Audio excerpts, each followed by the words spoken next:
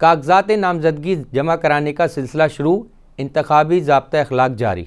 आम इंतखाबात के लिए कागजात नामजदगी जमा कराने का सिलसिला आज से शुरू हो गया। इलेक्शन में हिस्सा लेने के ख्वाहिशमंद उम्मीदवारों की जानिब से कागजात नामजदगी वसूली भी जारी है और जिन उम्मीदवारों ने कल कागजात नामजदगी किए हैं उन्होंने आज उन्हें पुर करके जमा कराना शुरू कर दिया है। हल्का NA-49 अटक विन से पहले उम्मीदवारों ने कागजात नामजदगी जमा करवाए। साबिक वफाकी वजीर मलिक अमीन असलम ने आज़ादी हैसियत से कागजात RO के ऑफिस में जमा कराए। अमीर जमात इस्लामी पाकिस्तान सिराजुल हक ने NA-6 दीर लोअर के लिए RO दफ्तर से कागजात नामजदगी हासिल कर लिए हैं। मुस्लिम लीग नून के मकामी क़यादत ने कराची के हल्का NA-242 से शहबाज शरीफ के लिए नामजदगी फॉर्म हासिल कर लिए हैं। MQM के मुस्तफ़ा कमाल ने भी NA-242 से कागजात जमा कराने का ऐलान किया है।